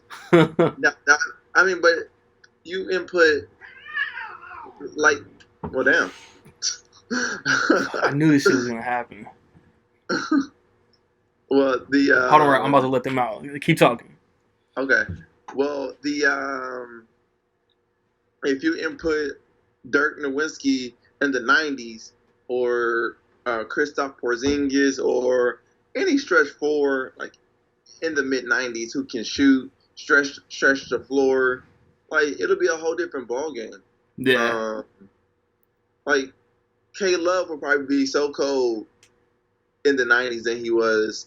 I mean, I think. I don't know, man. Like Kevin Love, if we gonna get off on a tangent talking about Kevin Love, I think getting traded to the Cavs like changed his whole game, because he was a 2020 dude with Minnesota, and now, man, he can't fit in. He was that Chris Bosh while LeBron was there, and he was. And now, like, fuck. He don't even know what's going on. Yeah, he don't give a damn about the Cavs. Nah, he just collecting them checks though. I ain't even mad at him. There was something I wanted to bring up about TheLastDance. I don't know if it was Isaiah being kept off the Dream Team. Oh, well, yeah, you had asked about Isaiah, what I think about Isaiah. But I love Isaiah, man, because he has that. Isaiah Thomas is a hooper. He's the one dude. He's like the black sheep of the whole '90s. Yeah. Or 80s and 90s era. I feel like people don't give him enough respect. But I like Isaiah. But after Magic Johnson, like, who's the best point guard in the NBA during that time? People always say Isaiah. Yeah, like, it's not even a question. Exactly. And that's what MJ said. Like, I don't like him, but I respect his game. After Magic Johnson, Isaiah Thomas is the best point guard in the NBA. Yeah, like Isaiah, bro. Like, if I was to start any NBA team, right? My point guards would either be Chris Paul or Isaiah Thomas. No shit. You putting Chris Paul up there like that? Bro, his win shares, bro. I'm looking at win shares, man. In terms of winning basketball, bro. Yeah. Like, I can't disagree. Not the most athletic, but he can shoot. He plays hard. He plays defense. He's smart. And Isaiah, bro, like Isaiah plays defense. Maybe not the best shooter, but he can get buckets too. Like, man, if Chris Paul can't mess around and find himself to another contender, man, he's gonna fuck around and retire and not have a championship. Dog, but thing is, bro, they were the fourth, bro. I'm telling you. Oh wait, the Thunder are a playoff team. OKC was rolling. Shea Gilly. Bro, I was so impressed because the media kind of like tarnished for me Chris Paul's game when he was with the Rockets. I was like, man, Chris Paul always jacking up hard and stuff. And then I actually looked this year and saw him perform with a whole new squad. And I told you this. I think we did like a preseason. Yeah. A preseason. How we always do. Preseason. Prediction. Preseason show. Yeah. Yeah. And I think I said OKC's gonna be in the playoffs. Probably. We have to go back and see, but I remember I think I did mention Chris Paul. I'm like, watch out for Chris Paul and the Thunder. I think I probably had put him at like an 8 seed or something like that. But they're fucking with home court right now, ain't they? They were like the 4th seed. Yeah, and 4th or 5th seed. And so just seeing how I thought, who was it? Lakers, Clippers, Thunder, the Rockets, Grizzlies, Jazz. Hold on. They still got the standings up. I'm about to look right now. Bro, they were 5th seed, a half a game behind the Jazz. Or 1 game behind the Jazz. And then the Mavericks were probably the last team in there that I didn't mention. The Mavericks were a 7th seed. The Grizzlies were the 8th seed. Well, I love Ja, but they was gonna get swept. So the thing is, the Grizzlies were the AC, but they're 8 games behind the Mavericks. 8 games. They were probably closer to like the 12th seed than the Mavericks, then, huh? So that's why I think they should have the 8th, 9th, 10th, and 11th seed battle out. Do a series between for the A seed, right? Yeah. Because even damn near, bro, the Spurs, Kings, Pelicans, Portland Trailblazers, and Grizzlies, and low key the Suns are all within 6 games of each other. Yeah. But I think if they go like 20 teams, I wonder if they'll do like the 20 best records or if they'll go 10 in the East, 10 in the West.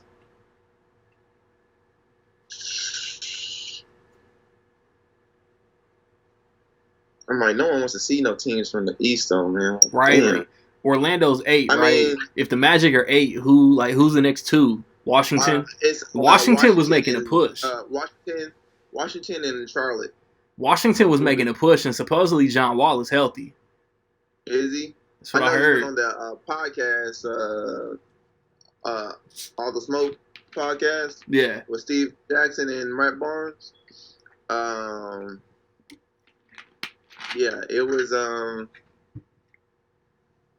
interesting to see. I don't know, man. I think I slept on how good John Wall was for a minute, though. When John Wall's healthy, man, he's a killer. Yeah, and so, oh wait, what did I just do? Okay. Yeah, so I don't know. It'll be interesting to see, but just going back, like if I was to create a top 5 or starting 5 or just any team, like of course Steph has like incredible range, but I think overall, all around player, like Steph is more of a shooter than an actual point guard, I think. Yeah. But in turn, I would definitely have Clay. I wonder if he's ready. It's been about a year. I wonder if he's healthy. I don't even think they even gonna come back to play. Yeah, but like Golden State this year would be one of those teams that had no chance anyway. No, but and that's gonna be an interesting dynamic too. Like Wiggins, Warrior. Oh, what? But do you even trade? Do you trade Wiggins? Nope. You keep him? Yeah, because he ain't got to be the man. Like he might not have been comfortable with all that pressure in Minnesota. That's the problem. Yeah, because he's not even a Robin. He's a complimentary player, I think.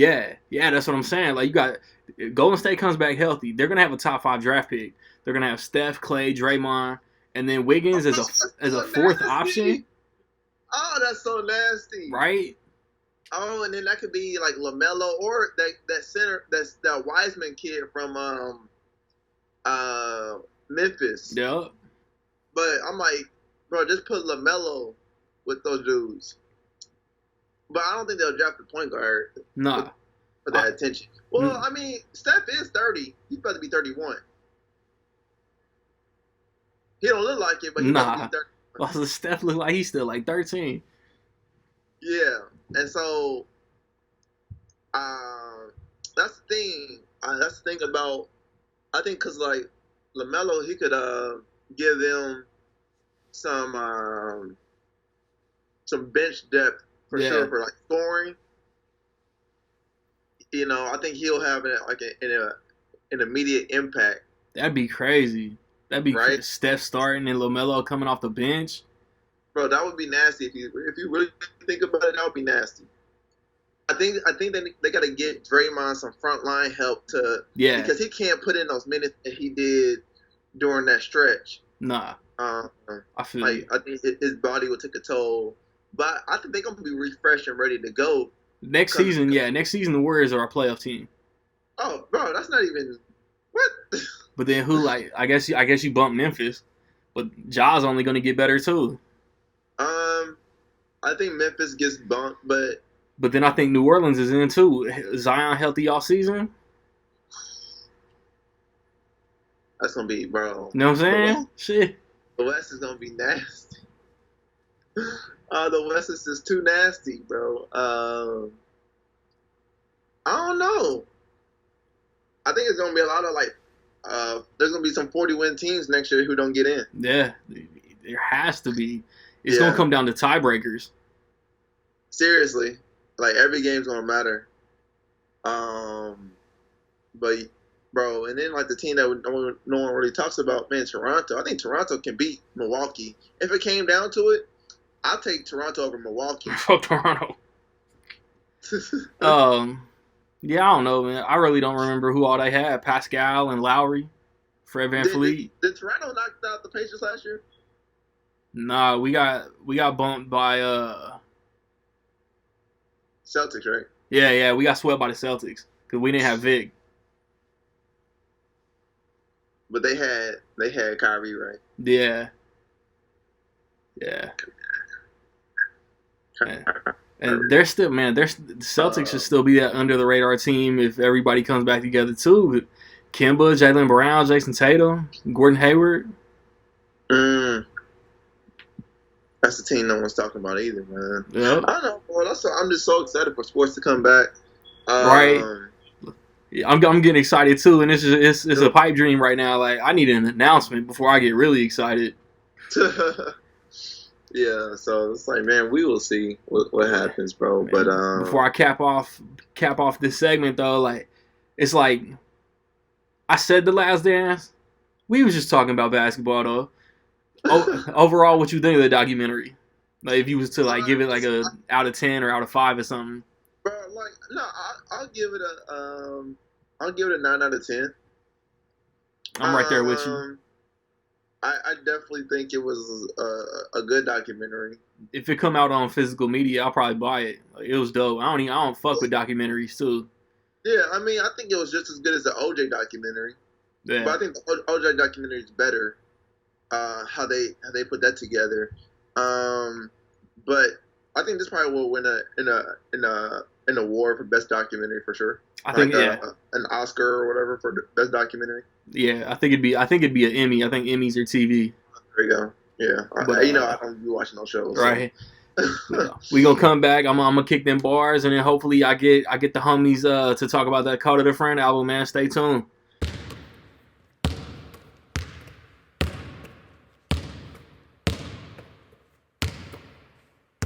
Yo, see, I usually clown, rarely serious in my rhymes, and I don't want to say what's been said a million times. It hurts my soul to see bad cops make sure black civilians die, and the ones who can't change this shit when it happens act like they just went blind.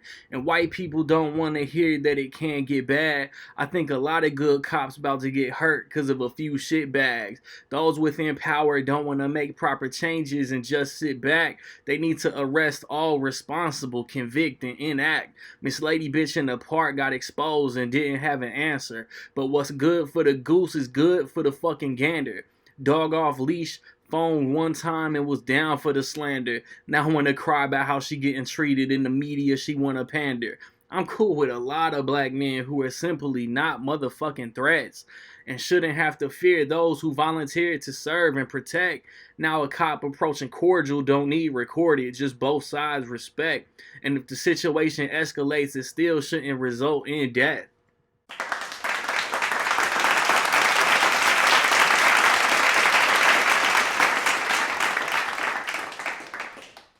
All right, man. We finally about to put a cap on this episode, man. Got my guy Legacy, man, for the first time since like January. He finally took the time out and made it a point to jump on the pod. And we gonna talk about this KotaTheFriend album, everything, cause he been singing his praises and nagging before it came out and asked me why I wasn't listening to it, but I was listening to it on the low. I just didn't want to tell him. And it's got 13 tracks. It's got a few features. This album got jams, man. Yeah, man. Kota came. He ain't playing. Kota. Alright, the backstory for me is like this. I haven't been a Kota fan a long time, man. But you keep saying Kota. Photo dropped And the only reason I knew what Photo was is because I'm a big J. Cole fan, Dreamville. Dreamville had posted on Instagram that this guy named KotaTheFriend was dropping an album for Photo, right? Yeah. I listened to Photo, and ever since then, like I've been, like you said, like praising, like, yo, you got to listen to this dude. You got to listen to this dude. Photo was a beautiful album, front to back. So I was looking forward to the follow-up, Everything. And it came just in time. I feel like it came at the perfect time. We needed music. You know what I'm saying? I want everything. This is a dope album, man. Yeah, production is money. Summer House is a jam. Mikasa is a jam. BQE, right. Long Beach jams. I don't think it's really a weak track on here. No, I mean, this is an album that, as a fan of good hip hop music, you turn on and you just let it play. Whether you're a runner, or you're riding in the car, or you just like you're in a bad mood and you need to hear something positive, whatever it is, you put this on, track one, and just let it play. You know what I'm saying? And it won't let you down. He's from New York, right? Right. But he got such a laid back vibe, man. You would assume he's from Cali. Right. He just has like that.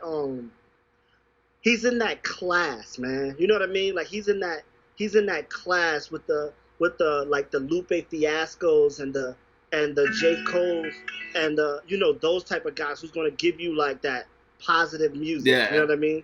Like, and you just listen to him, and honestly, he's one of those people where you can turn on his music, and if you're listening for a good production, you got that. Yeah. If you're listening for the beats are soulful. If you're listening for the lyrics are dope. If you're listening for, like, it's nothing, he's not gonna let you down. You know what I mean? Like, yeah, this album is a like for real.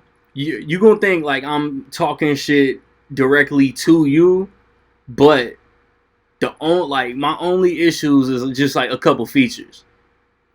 Okay. On BQE is the first feature Joey Badass. Mm-hmm. I don't like that verse. Mm-hmm. You don't like the Joey Badass verse? No. I'm in the whip. I ain't got on no skirt. I got my hand up her skirt. That shit is weak to me. Yo, I like that verse. Well, first of all, let's just say this. I like Joey Badass. So, it's one of those things where, like, I like Joey Badass and you're not really a fan. You think he can rap, but he's okay. So, I mean, I think that's a disconnect for us. But as a fan of Joey Badass, like, I felt like he started the verse and it was very simplistic, but as it went on, it became more complex and he got more subject driven as the verse went on. But from the start, like, I could see how, like, when it started, like, how you feel that way. But, like, that's kind of Joey Badass's bag, though. Like, he can give you the simplistic rap, but he can become very, like subjective, too. Like, he can give you subject matter. So I just like Joey Badass. I thought that was a dope verse. I actually thought Boss had the worst verse of the song. Yeah, like, I thought his verse was fine. And then Morocco is dope. But I don't know if the way the dude project his voice, I don't know if it fit that beat.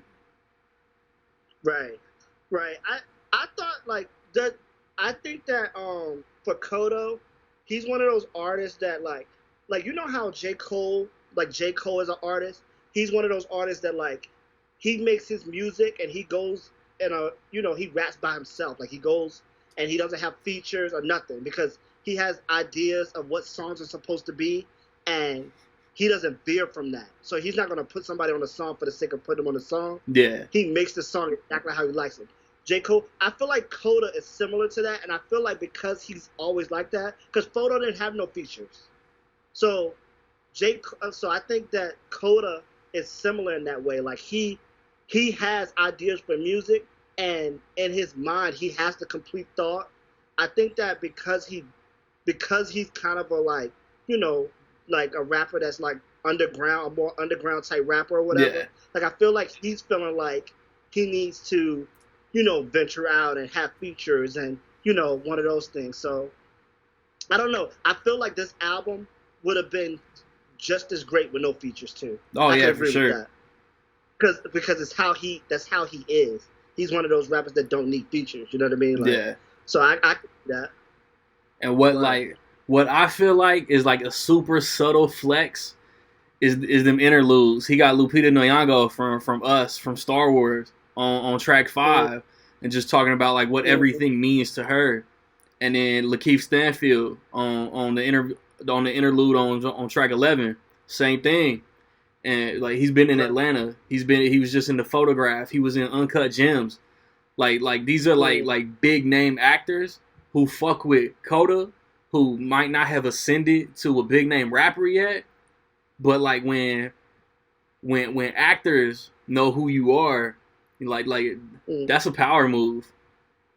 Right. I think that with Kota, like from Photo, if you listen to the album Photo, you can clearly tell that he's telling you the story of his life in the interludes. Like you can clearly tell, like he has a song, he'll do an interlude, and it'll be like kind of telling a piece of his life, and then you'll get the song that kind of like talks about that, right? Yeah. And it's like that for the whole album, right?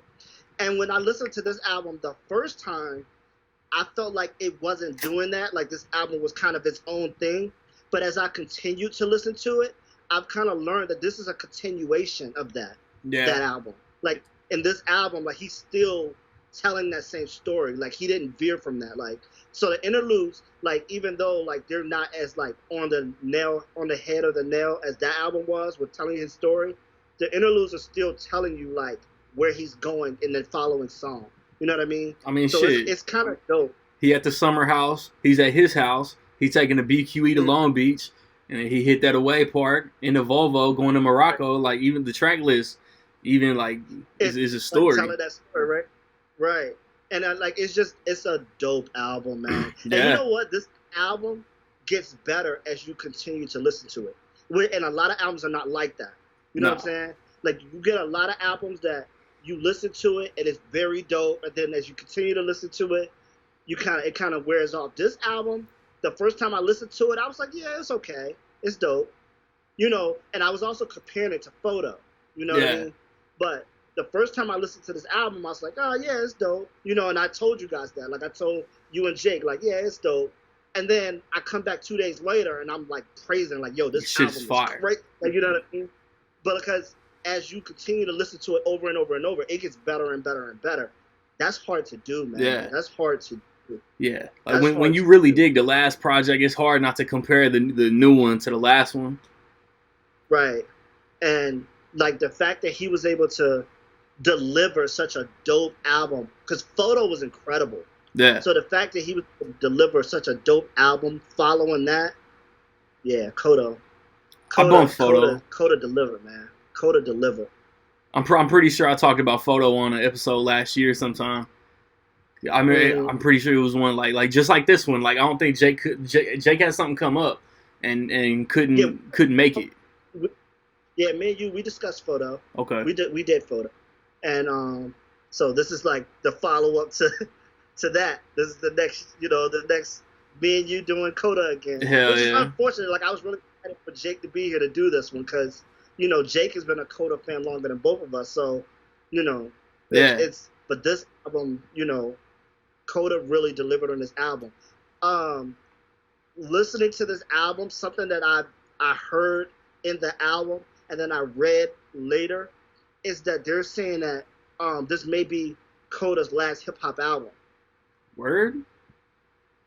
Yeah, it's one of those things where like if like near the end of it, that last interlude, he kind of like talks about like how like he thinks he's gonna put this down and something like if you listen to the talking last about priorities and being there for his kid and all of that.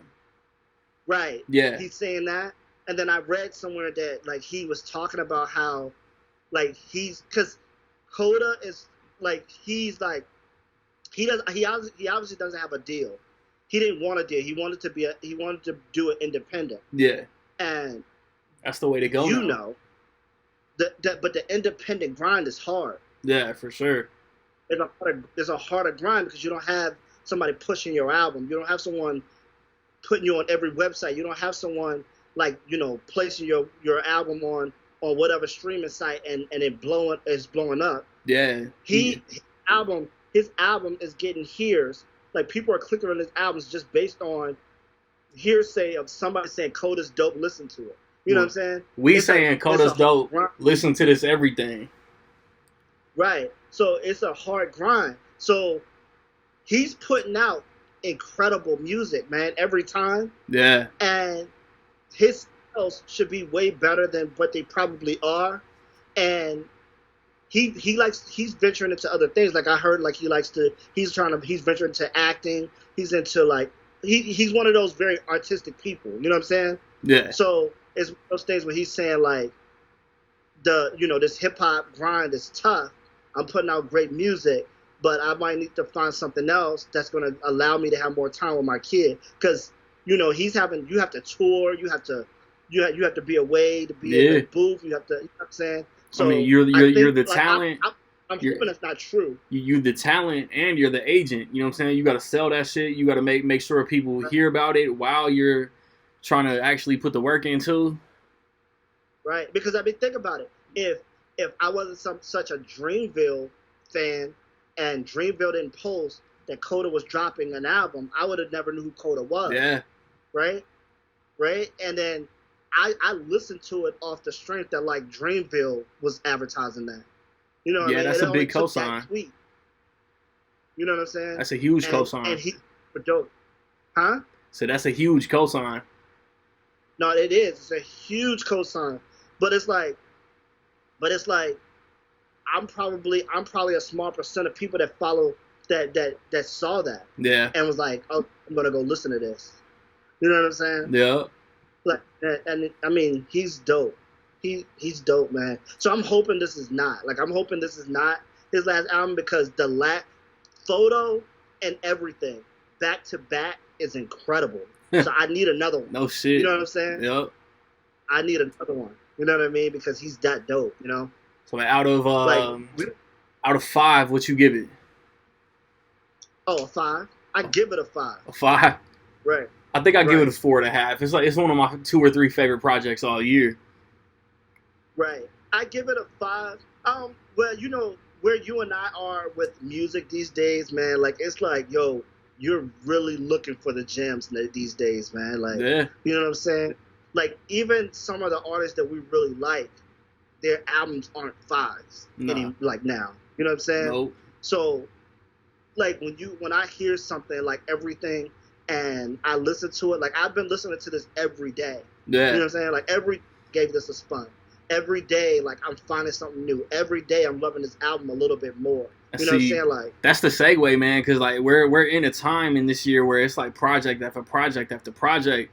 And up until Friday, I want to bump that Joel Ortiz and Crooked Eye.